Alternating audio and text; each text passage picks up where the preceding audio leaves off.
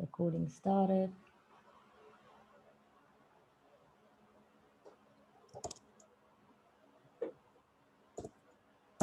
There, your bull's back. And we're good to go. Okay, everyone, just please mute yourself. Thank you for that, Garth. It's really, really lovely to be back on here with all of you here in front. Really excited to talk to you about consumer behavior today and a little bit of trends, because there is so much happening at the moment. And there's always the good, the bad, and the huckleberry hound. So I'm going to really just give you a little bit of spin and insight into consumer behavior in general.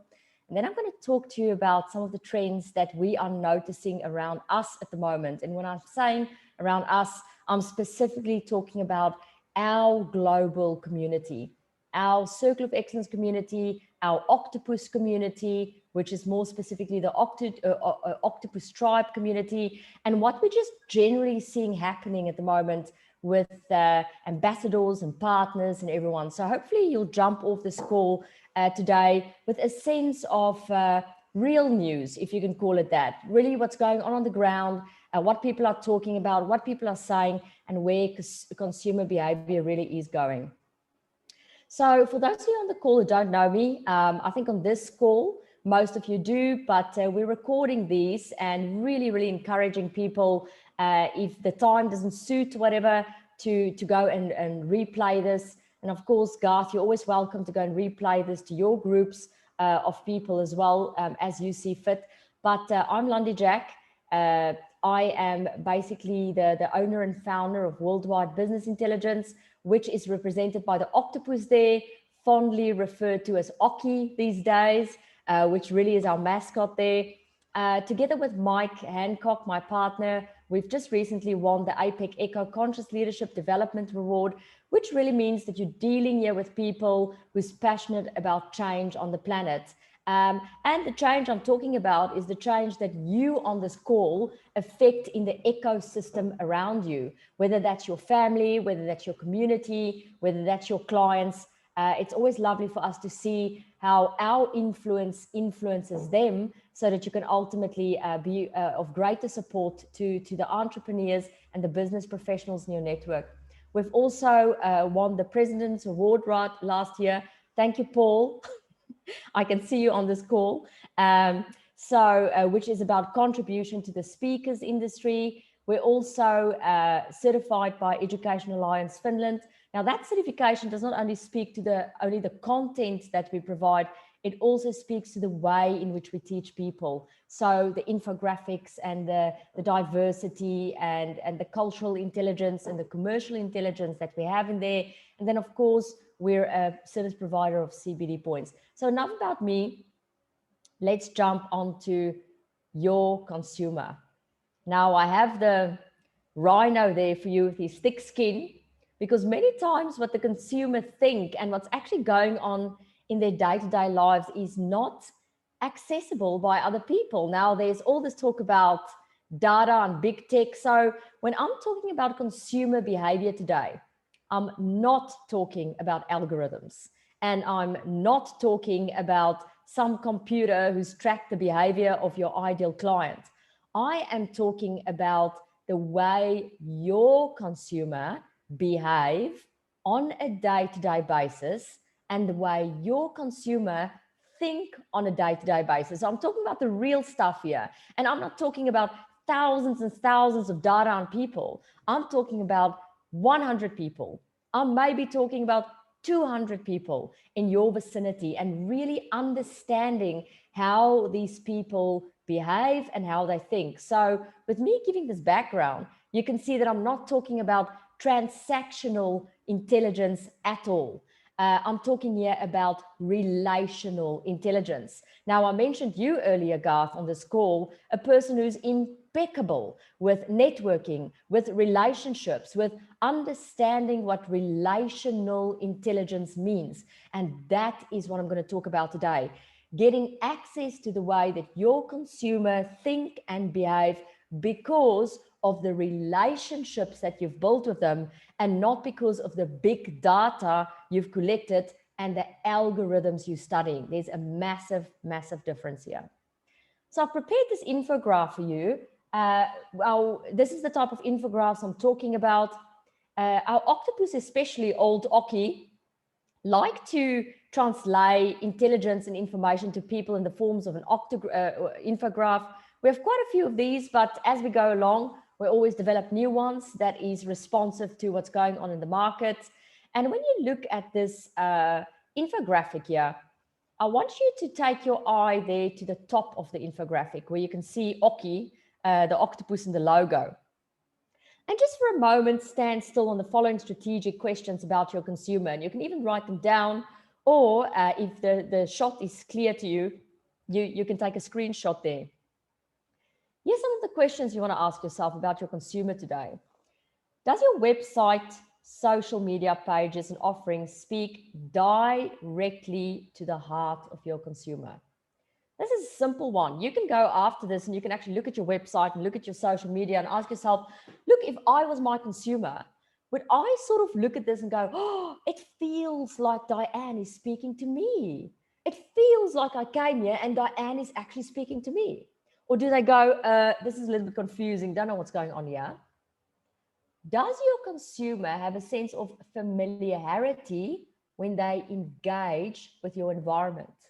Let's look at a doctor here. Imagine you go online and you Google a doctor. You're looking for a doctor that is specializing in skin cancer. Now you land onto your doctor's website, but it feels like Moulin Rouge on there. You're going, this is weird. I'm looking for a skin cancer doctor, so I'm expecting a certain feel and a certain font, and I expect to be addressed like a patient. And that type of thing. But now you're on the website, it looks like a circus, it looks like Moulin Rouge, it's red and it's feathers. Immediately you're going to lose a sense of familiarity. So that's the eyes I want to give you when you're looking at your social media and your websites and all that environment you're creating around you, your marketing collateral, your business card. Do people, let's say, for example, you target coaches, do they look at you and go, wow, I've landed in the world of coaches? If you target corporates, do they look at everything and go, wow, I've landed in the land of corporates? The third strategic question there for you, does your consumer know that you're actually speaking to them? Most of the time, the answer is no, because people don't want to niche. People don't want to call a spade a spade. They'll rather say, look, I'm into helping corporates than saying I'm into helping chief financial officers. I only work with the finance people. It's all I'm working with, right? And then last but not least, do you really know what your consumers, what your consumers' thoughts and movements are? And this is on a day-to-day basis. So do you know where they go, what they do, what they think, and that type of thing? Now, I'm not encouraging you to kickstart your dome and go and spy on people or, plant chips into people. This is really all about relationships. If you're answering, no, I don't know these people, it's probably because you've not had exposure to them. And this is what I'm encouraging. So when you look at this infographic, and I'll jump a little bit more into detail there for you, you'll see there on the left-hand side for me that your consumer has an external universe. And the external universe is represented by the actual experiences they're having on a day-to-day basis.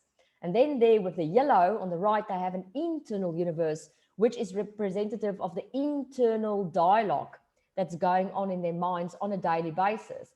Now, you'll note there on the internal dialogue, I did point with the arrow there to an infographic that you can access in your EdTech platform called the niche assessment. So if this is like a little bit all too much for you and you go, oh, jeepers, I have not actually niched my consumer, then I would highly recommend you go and visit that assessment there and let that actually guide you further. For now, we're going to dive deeper into these external experiences that your consumer are having, as well as the internal world that they are creating for themselves. So let's start first with the internal dialogue. And what I've done there, I've cut it into few so that you can actually see a little bit more detail what's going on there. So let's think about the way people think, and more specifically your consumer. And there's 4 considerations I'm going to leave you with here. And the first one there at the top is with the little bit of a bottle you see there, and it's all on the left-hand side. But what daily issues is occupying the mind of your consumer? What are they worried about? You know, what are they going about? Oh man, this is an issue. My software is an issue. Getting my training on software is an issue. My spouse is an issue. The fact that I'm not going out at the moment is an issue. The fact that I'm gaining weight around my midriff. My mom says when you gain weight around your midriff, she calls it an anaconda. So is your anaconda issue for you? Is your cholesterol the issue for you? So I'm not just talking about industry specific issues. If you, for example, are targeting a bunch of entrepreneurs, they may have a lot of issues that is non-business related and non-industry related. What are those issues? And what's the issues that's constantly on their mind on a daily basis? Why is this incredibly important for you? Because if you understand that universe, you can help make their life easier. That's what you want to do. You want to make their life easier. Many times people develop content or solutions that's complex. And so it adds to the complexity of the person. It doesn't necessarily make their life easier. That brings me there to the second one. What do they strongly believe in? Now, this is a very, very, very powerful one. What idealism do they strive towards? Now, traditionally, we used to say to our clients, look, if you want to know what a person believes in, go and find out what books they read. Go and look at what political parties they follow. Go and look at the clubs they belong to. Go and look at the communities they're part of. Go and have a look at the heated discussions they're having. Go and look at the type of things that makes them really angry.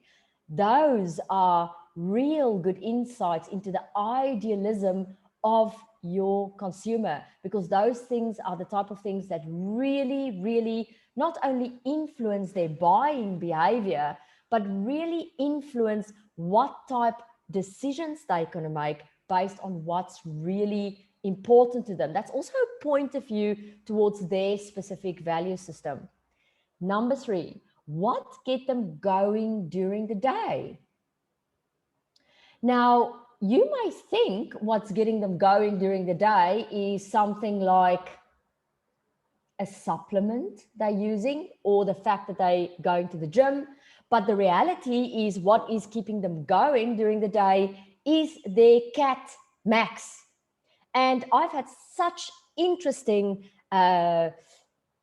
conversations and dialogue with people into trying to understand the universe of their clients and discoveries they've made where they've gone, oh my goodness, most of my clients go to the gym. I've never realized this. Oh my goodness, most of the people I draw are golfers. And that really gets them going. That gets them motivated. Oh my goodness, I've never realized that 50% of my clients at least wear glasses. Oh my goodness, my clients get really, really motivated by fashion.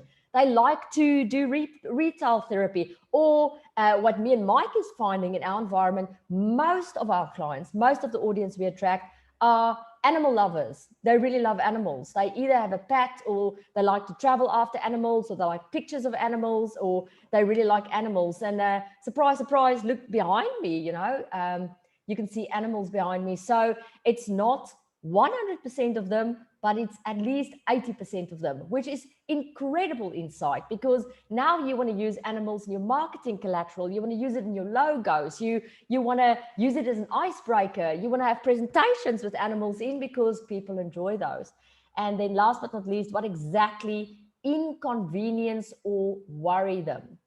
Now, there's a difference between the first question there and the last one. The first one is issues like, an issue can be anything that make your life difficult. For example, you are struggling with Wi-Fi, or you're struggling to find a spot where you can have good Wi-Fi, or that type of thing. Whereas the inconveniences or worries can be cash flow, or the environment or what's happening in the world or whatever the case may be. So it's a different thing. I call that question number 4 the 3 a.m. mind.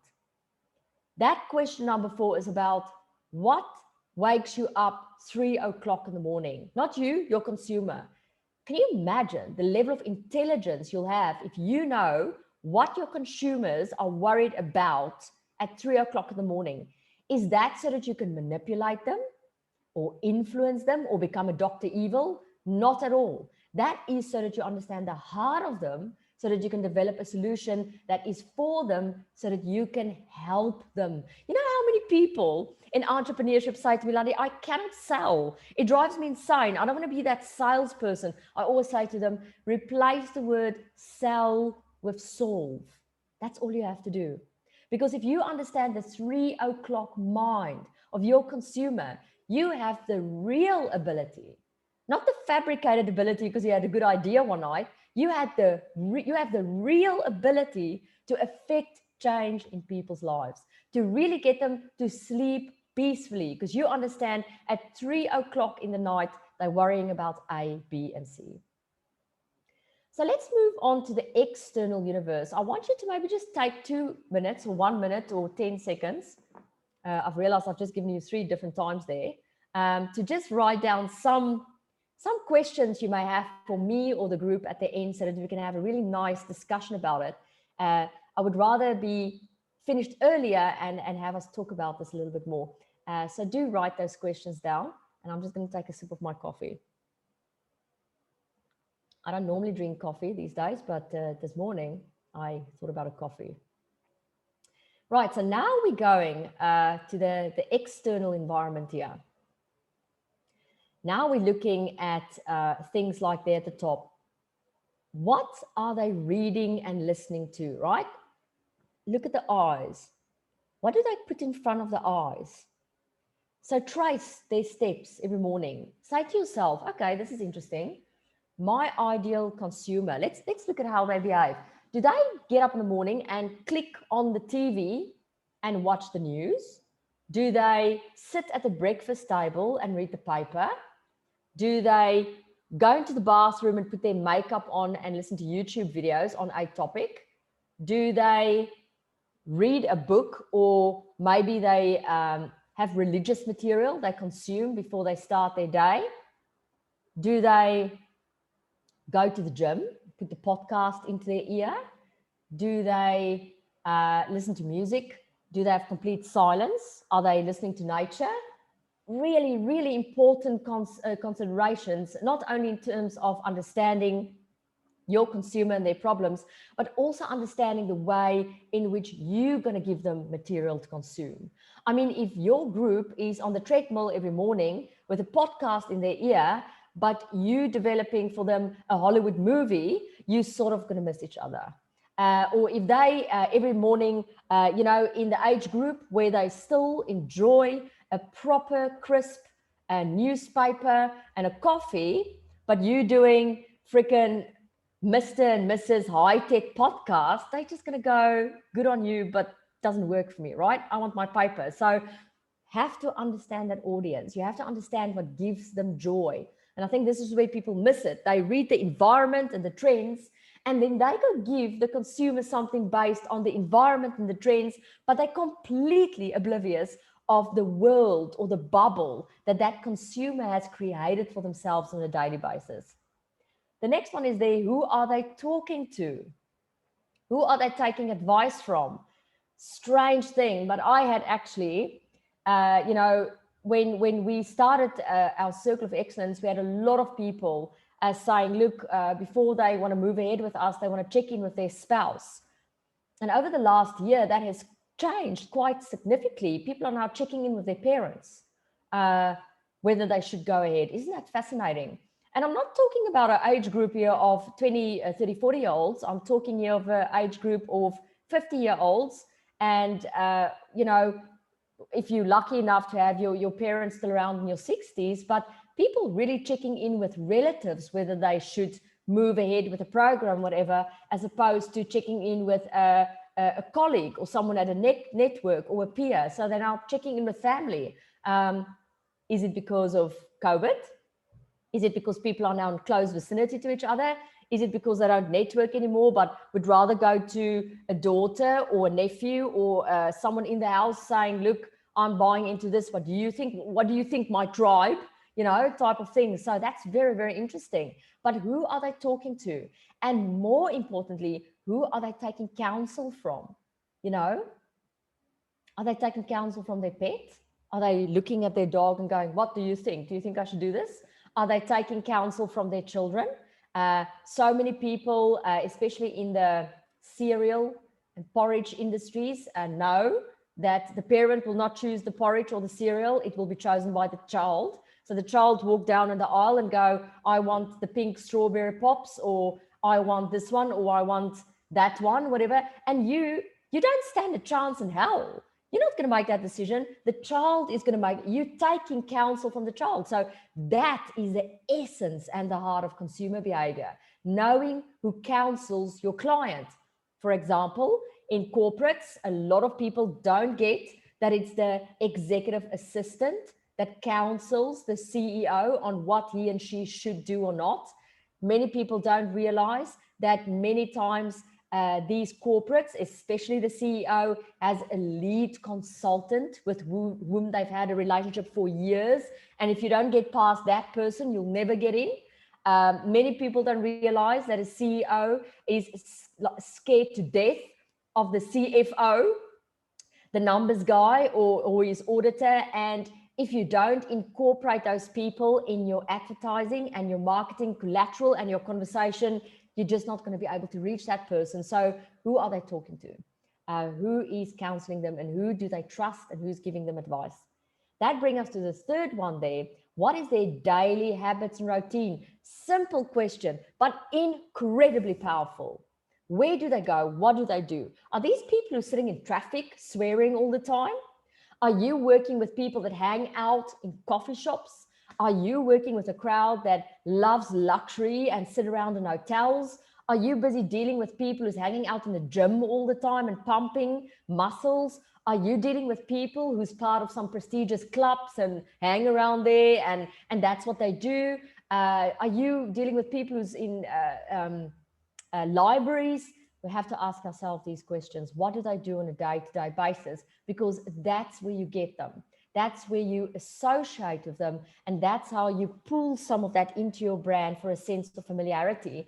One of the stories me and Mike both like to tell is one of our clients in KL. We discovered that her main audience are people who drive Mercedes-Benz. And having that knowledge actually allowed us to build the colors of Mercedes-Benz into a brand to create a sense of familiarity for our audience, but also safety and security. Remember, with this crazy online ecosystem that's happening at the moment, people don't trust. And it's really tough for them to trust. It's tough for us to trust.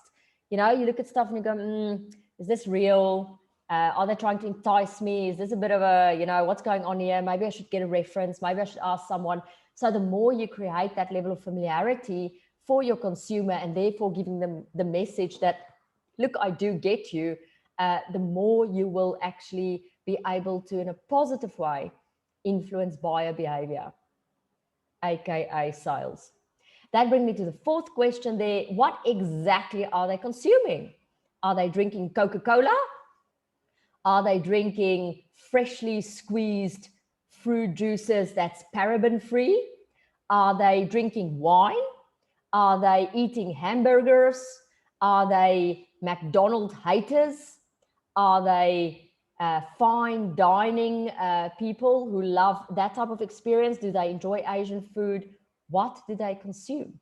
And here you may almost want to go and look at the groceries that these type of people in your target market buy, and you'll be blown away. I love standing in line at the grocer and spying on what's in people's trolley.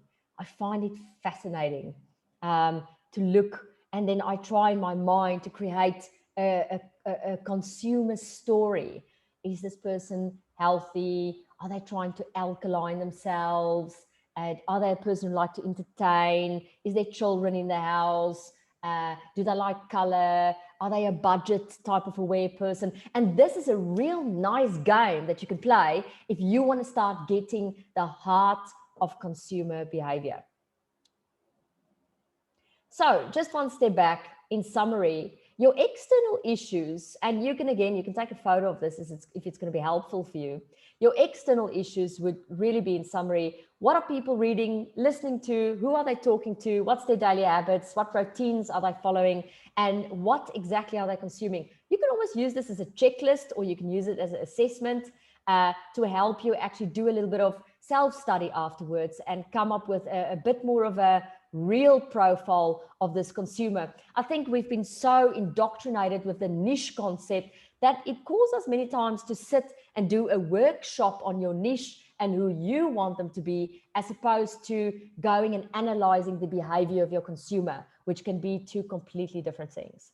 The next one there is the internal universe. There you look at the daily issues they're experiencing, the beliefs that they hold dear in their hearts, certain ideology that they're following, values, what gets them going, what really inspires them, and what do they really worry about.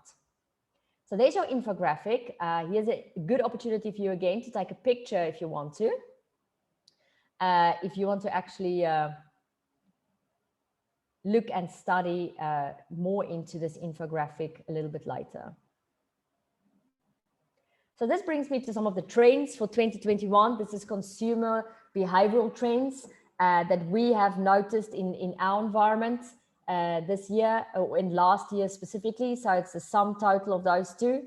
And I just want to say that those birds you're seeing there, it's just such a good visual and analogy of what this is. You know, you have a flock.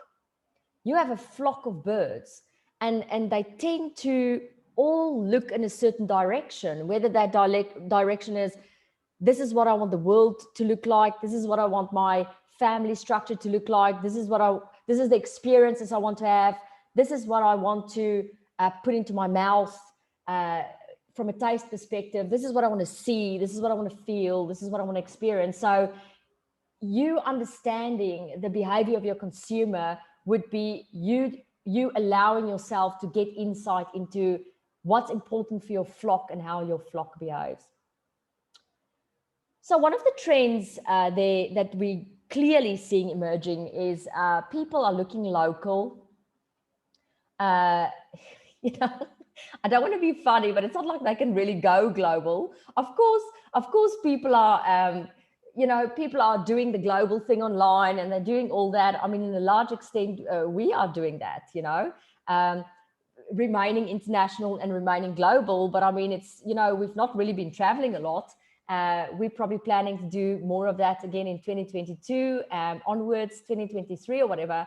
But there's a real sense of patriotism emerging towards people, and it makes total sense, because if you see your local community suffering, you want to contribute. If you see the guy down the streets shop closing down, you want to contribute. If you see the farmers in your country suffering, you want to support their organic produce. If you see restaurants closing down, you want to sort of rally people up and go and support your local restaurants so that they don't go out of business. Me and Mike are suddenly starting to eat so many breakfasts because we're trying to support these different places, because a lot of them have swung from dinner to breakfast. So we're eating all these breakfasts, but it's a support of local community mentality. So there's huge business opportunity there in terms of consumer behavior. Doesn't mean you have to completely change your business module, but if you've been pondering about your deep-seated, secret, hateful technology,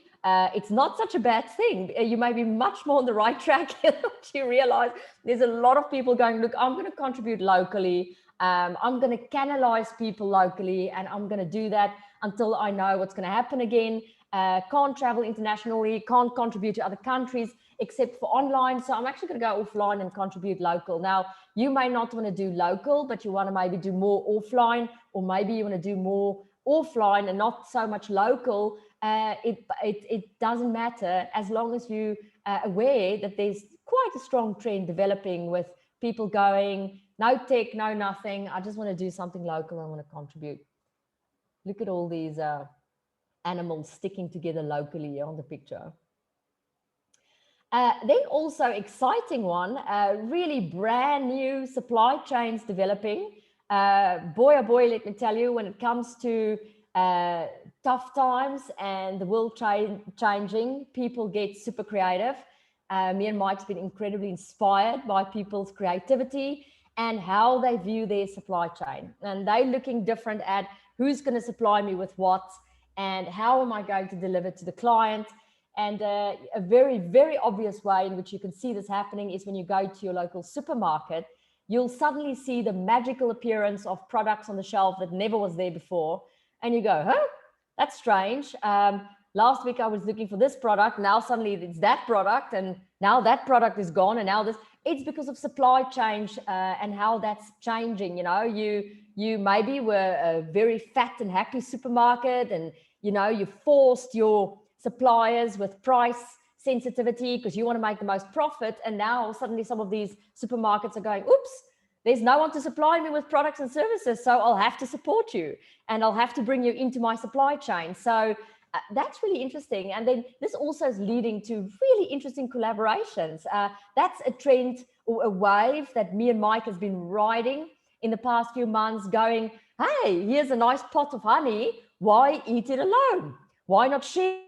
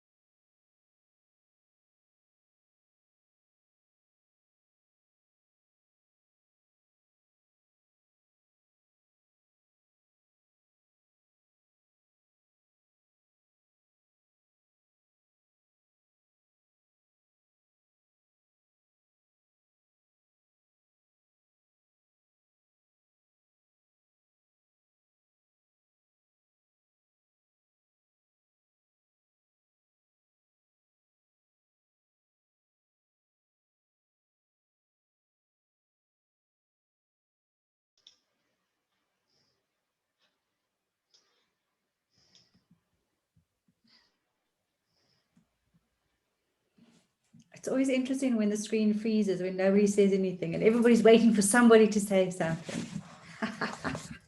It's yours. Well, carry on, Di. Finish the lesson. Come on, Bruce. I think you can help out here, hey? The first thing I always check, Di, is can I see movement on other people's screens? Because the moment you know that, then you know it's not you. Absolutely. I was just waiting for somebody to blink then when Landi froze. But it's also always interesting, the photo that gets shown of the frozen moment, isn't it? Hey, it's always that one where you've got some strange thing happening to your face.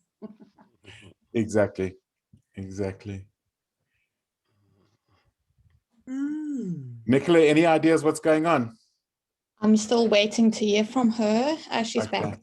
Here we go. She's probably sitting talking to herself. And Shame.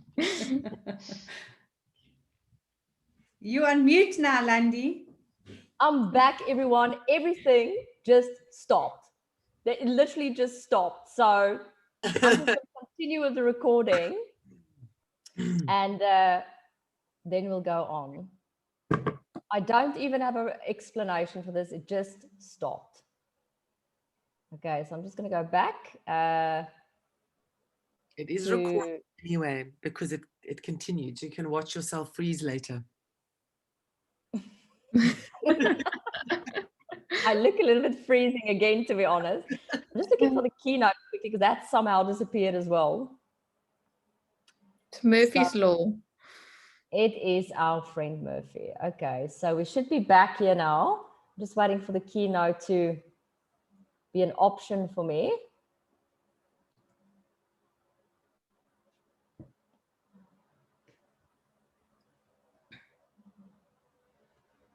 Just 1 second. Where's my bull? There's my bull. Can you see my bull? Yeah. Okay.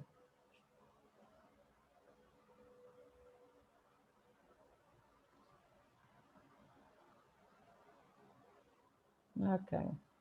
And we are back in business.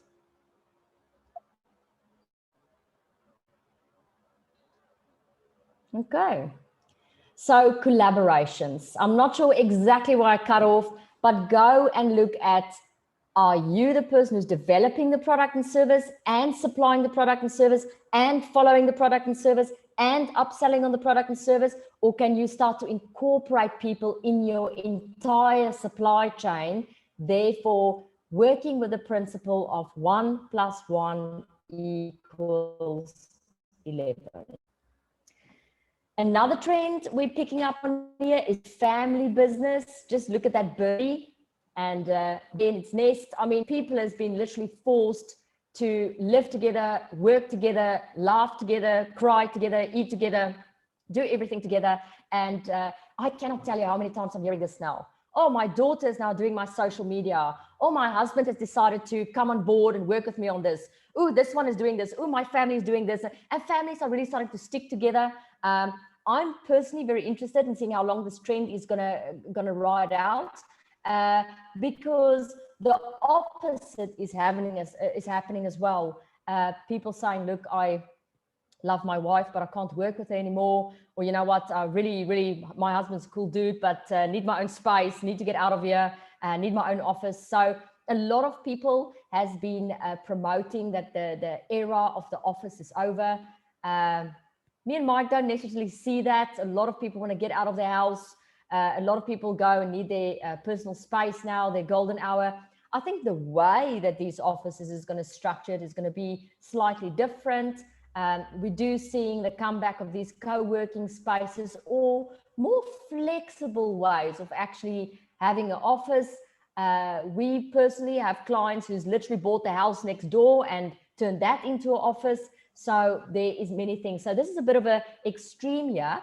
You have on the one side, the family businesses, people who want to work together, who's done it during 2020 and is doing it this year. And it's going, wow, it's really working well. There's sort of a family crest mentality. You know, we're all going to do this family thing. We're going to do it for the family and we're going to have a purpose together as a family. And then there's the group also that's going, look, love my family, lots of love, lots of peace, but I'm out of here. I need an office. I need my golden hours. I can't concentrate.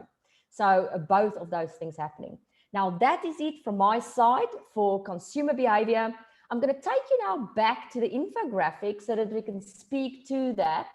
And I'm going to ask you to unmute yourself if there's anything you want to share or any question you want to ask.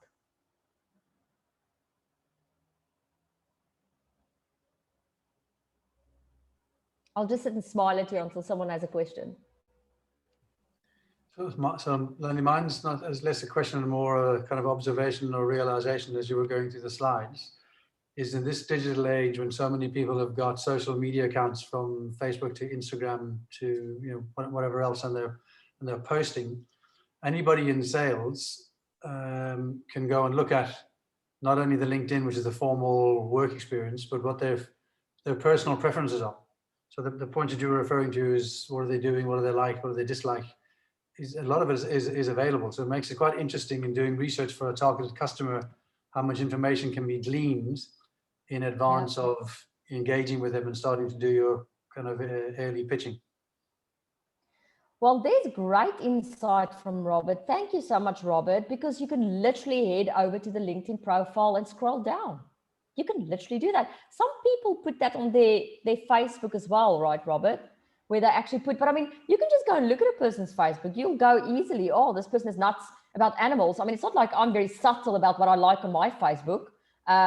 You know, you can see I like animals and you can see, so, you know, some people are, you know, they don't mind sharing that stuff. So it would be super interesting if you take your top 100 clients and you put them in an Excel sheet and you start jotting out their preferences as a study. You just take a nice day to do this and you see if you can actually pick up on a trend. Maybe you see something on their relationship status. Maybe you notice that all the clients you work with has as their relationship status, it's complicated. Or maybe you realize that all your clients have on LinkedIn, you know, a specific group that they belong to or whatever. It would be super interesting. You know, many people don't even realize that they have a majority male or female audience because they've never done that study. You know, you don't, and I think this this whole tech algorithm wave, if you may call it that, is really getting people to, you know, think in the thousands of numbers, and that sometimes can be really overwhelming. You always only need 100. The only kickstart you ever need for researching consumer behavior, starting a sales process, is 100 names and surnames, and then go and research them. So if you research 100 people, you have an Excel sheet, you jot down there each to every name, what preferences did I find on their LinkedIn profile? What did I find on their Facebook? What did I find on their website maybe? You can look at some of the pictures and things. Then a beautiful, beautiful picture will emerge after you've done that for 100 people. Who's next? Landi, I I just have a question. about the niche assessment on the bottom corner of the, I can't quite read that, but have you got a larger slide of that? Ken Jackson speaking, right? Absolutely. I have this in an image format as well as a PDF. What we will do, we will post this on your Octopus tribe so that you can access the image, but so that you can also download it in a PDF format, which will help you to print it. Will that be useful? Yeah, that sounds good. Sure. Yeah. We'll do that. You know, sometimes I like the image format of these infographics because I always encourage people to open a folder on their phone and save their infographics in there so that you can actually access it quickly and scroll through it. But the PDF versions is always great for print. Some people still enjoy a good print and then workshop around that. I'm one of those people. I think Sarah, you were next. I had a question. It's Sarah speaking. So I've found in the world of online, in particular the modular way in which websites are being designed, I found it a huge battle to try and present to my client an image via my website that is unique and personal. And I've recently been trying to upgrade. I'm looking at Kajabi and all the sort of bigger packages, and you cannot make yourself anything other than look like a slick corporate. So I have spent a huge amount of time trying to make my website look amateurish and my consumers believe that I'm talking to them directly. And you know, the push is to become big, slick, and there's almost no packages that cater for a personalized, unique shopfront in a way. What's your question around that, Sarah? Well, I mean, is one then judged if you keep going with a more personal site as not being global, international? I mean, is there any drawback against keeping it smaller and more intimate than moving on to these bigger systems? I think, Sarah, thank you for that question, because it actually speaks to the heart of what we're discussing here today. It really depends on your audience. You know, if your audience is premium and corporate, they're going to compare your brand with premium and corporate. If your audience, you know, many of the corporates are spoiled for choice when it comes to brands and the type of collateral that gets presented to them. You know, there's now corporates who get iPads delivered personally to them with collateral on there, you know, with moving ads and, you know, interactive websites or whatever. So it really depends on your audience. If your audience is an intimate, personalized group of people who want that feel, then you do have the opportunity and the advantage to keep your brand like that. But it really depends on who you speak to. I mean, the conversation that I am going to have online, let's say I'm building a shop front or I'm building a website. If I want to speak to a corporate, or I want to speak to a coach, or I want to speak to an entrepreneur, or I want to speak to an author, I'm speaking to completely different audiences. Now, some people have found overcome the challenge in combining their audience into very specific niches that brings those things together. If you can do that, you're really onto something. But never worry about what other consumers think. So we are taught, never worry about what other people think. Never worry about what other consumers think. You're only interested in what your consumers think. And again, a list of 100 people, analyzing what type of people they are. Do they dress more arty-farty? Are they more an author type of person? Are they more an organic, holistic, simplistic type of person versus, you know what, I'm going to target the celebrity market. I need the sparkles and the lips and the heels and the, you know, hoo-ha. And if you're not aware of who your consumers are and you're not building something that is a conversation for them, they compare you with other people who does, and you get lost. You get lost in the process. And by the way, that's a nice thing because it takes you off the hook. It makes you realize that you may be comparing apples with pears. You may be comparing yourself with your competitor, but it's not your competitor at all. You have completely different target markets. Your target markets is your audience, whereas their target market is a different audience. And that's the type of things, you know, you don't want to compare yourself with another company. You want to compare your audience with their audience. That's what you want to do. Landi, I had an experience way back before the digital age. I was a retailer in footwear, and often we had a group come in. So there was grandma and ma and a young girl come in, and it was buying footwear for the young girl. And it was really interesting to pick up who the main influencer in the purchase was. So the young girl might say, no, I don't like those, I don't like that color or whatever. And mum would say, oh no, we're not spending that much. And grandma would say, whatever's best for you, darling. And the main influencer, the main person who made the decision was often grandma. Well, what incredible intelligence, Garth. I mean, there you go. You can't ask for a more classic example. Now, thank you for that, Garth, because this brings me back to Sarah's question.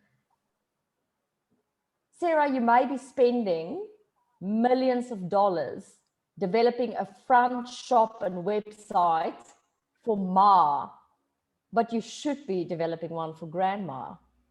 That's the point. That's the point. So, and that's why the behavior of our consumer and the influencer especially is so important. And Garth, I've had first-hand experience what you've just explained in my own family structure, like no one beats grandma, right? That's the final say. Any more questions here for me? Or anyone who wants to make a statement? We still have some time, so you're very welcome to contribute. Hello, Landi. Hello. Hi, Colin. Hello, Landi. Can you hear me? I can hear you. Yeah, Yes, just clearly. following on some of the observations that Robert made, and with regard to the intelligence and how you would get it when we look at these 8 topics on your infographic. The external ones, I think, are a little easier for you to glean the information. Obviously, looking at LinkedIn and Facebook and Instagram and those sort of things. But what I'm struggling with is the first one on the internal dialogue. What daily issues occupy their mind? Practically, how would you find that out? Colin, I'll ask them. So a way I would go about doing it is really getting into, let's call it a word I came across this week, which I really enjoyed, radical. I'll go in radical conversation with people. And so that means that you have 100 people in your target market and you are conversing with them on a daily basis. And you know, you can start with 1 call a day, or you can have 2 Zoom calls a day if you're in lockdown. If you're not in lockdown, I couldn't recommend more that you close your laptop and you go out there and you have coffees with people and people in your target market, and you don't initially sell them anything. You sit them down and you get up in the morning with a big jump of happiness and joy in your heart, and you go, I'm not selling anyone at the moment. I'm literally conversing with people for the next month. And that's what I'm going to do. I'm just going to talk to people. I'm going to have so many coffees that I'm going to be hyperactive, but I'm going to enjoy every moment, and I'm going to chat with people. And when they sit down, I'm going to start with the pump, drop, pump model. I love the pump, drop, pump model. Pump, drop, pump is a type of a way of communicating with people, especially if the intention with communication is to extract information out of them. And that's what you really want to do here. So you're going to pump, drop, pump them, Colin. You're going to sit and you're going to take them for a coffee and you're going to start with pump. And pump is you're really going to build them up. Look, but it has to be sincere. You're going to say to them, look, I've taken the liberty of going through some of your social media and some of your Facebook pages. And I've noticed that you are a canoe person, that you're constantly canoeing. Tell me about your canoeing. Do you know how few people I know is canoeing? Do you know how absolute admiration I have for canoe people? Because, you know, I'll do 2 canoes and then I'll drown. You know, friends of me and Mike put us into a canoe on the water one day. When we were in the canoe, we sat down, we're like, how did we allow this even to happen? Because we're not even canoe people. And then we had to do the canoe thing. But you can start the conversation like that. I see you're into canoeing. You pump that person up, you make them feel good. Then you drop, then you go, look, I'm really looking at increasing my contribution to society and my target market. I don't want to create something mediocre. I want to create something incredible. And I invited you today. Hopefully you'll trust me enough to tell me what daily issues occupy your mind. Tell me about it. Then they're going to go blah, blah, blah. They're not going to tell you the truth. Then you ask them the second time. They're going to go blah, blah, blah, waffle, waffle, waffle. Then you're going to go, yeah, I hear what you're saying. But tell me what really occupy your mind on a daily basis. What's your real issues? Now you're going to get a step deeper. Come on, Colin, you've seen how the Russians does it. Interrogation. And then by the third time, you're going to go again. Look, yeah, I heard what you said in the beginning, and this middle part makes sense, but come on. You know, this is the part where you lean forward. This is the part where you go, tell me what issues occupy your mind. And they'll tell you. The third time, they'll tell you. They won't tell you the first time. Why? Because that's how people are. Because you have to give them time and space to trust you. You're the same. And then now you've dropped them. Now you're going to pump them again. So remember, pump, drop, pump. So you've pumped them, you've dropped them, you had the serious conversation, but you don't want to leave the person in serious conversation. Otherwise, they're going to think you're too serious and boring. So you have to leave them by pumping them up again and saying, you know what, and I'm just giving examples. You have to be sincere here. You know what, it was absolutely fantastic for me to meet with you today. It's just not a lot of people who show up for these things at the moment. And I just think you're such a stand-up guy or stand-up gal, and really, really grateful to have you in my life. And shake hands, and there you go. And you feel good. You didn't sell anyone anything. You didn't force yourself on anyone. You just go, wow. And you know what, Colin, the beauty of this pump exercise to understand the behavior of the consumer is you're going to find yourself actually building very deep and meaningful relationships with people and some strong friendships as well. Thanks, Landi. Very good. You're very welcome. Very welcome. We have chance for, let's say, another question of 2. Anyone who wants to, you're welcome.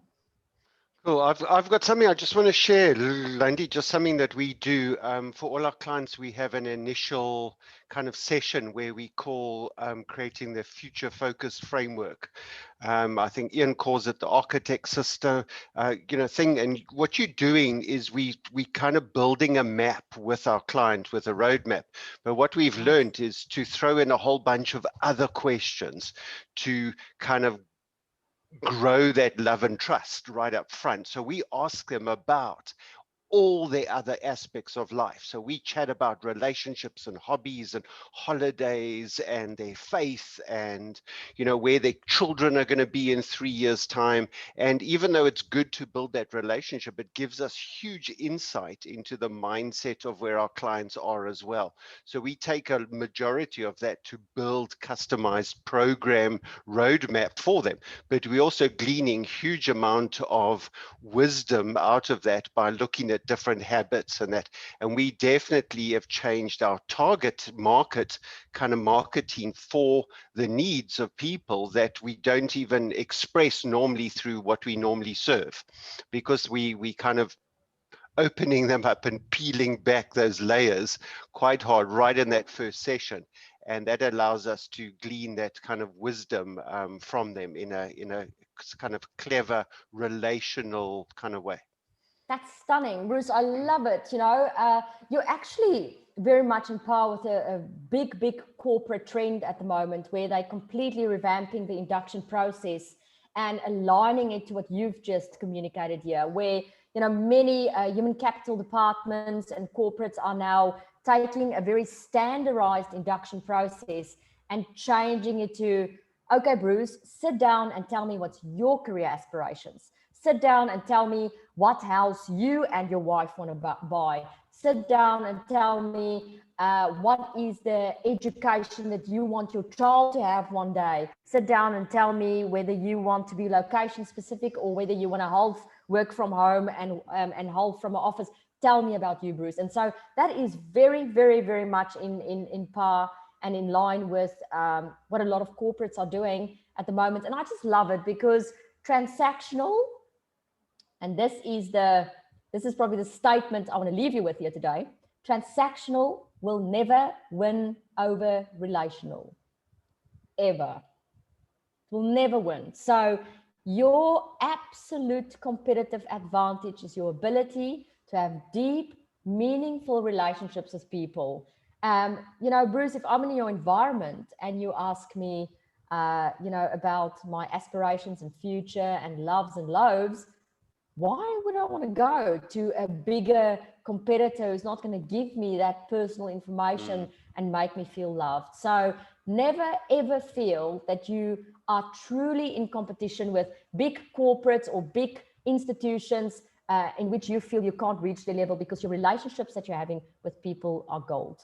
So I'm going to ask Nicola to put the image up for us on the octopus tribe of this infographic. This is brand new material. You won't find it in Octopus in any of the 9 modules. It's brand new. And then I'm also going to ask Nicola to put the PDF document up there as well with that. And just quickly want to scroll here and see if there's any questions that came on the chat box. Philippe said some CEOs and entrepreneurs have next to zero online presence. How true is that? Basically just makes it more useful to meet them in hotels and or have small boutique events, or meet them at breakfast meetings where you can have personal conversations.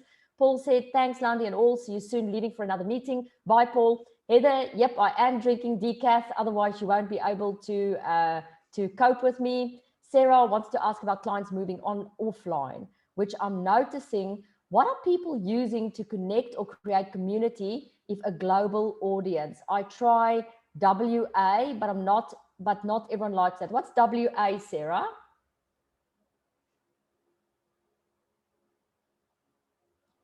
Oh, WhatsApp. Sarah, I'm a big WhatsApp fan. I'm a really big WhatsApp fan. I'm actually a fan of 2 major things. I'm a fan of getting in my car and leaving my house and meeting people face to face, and I'm a fan of WhatsApp. Those 2 tools combined is probably one of the most powerful. Me and Mike are actually, now that we're not traveling, getting more international and more global, and those are some of the main tools we're using. Meeting, collaborating with people who's even more global by meeting them in person and using WhatsApp. And then just thanks, Landi, lots of gold nuggets as usual. Colin, love what you and Mike are doing. Thank you, Colin. We love you too.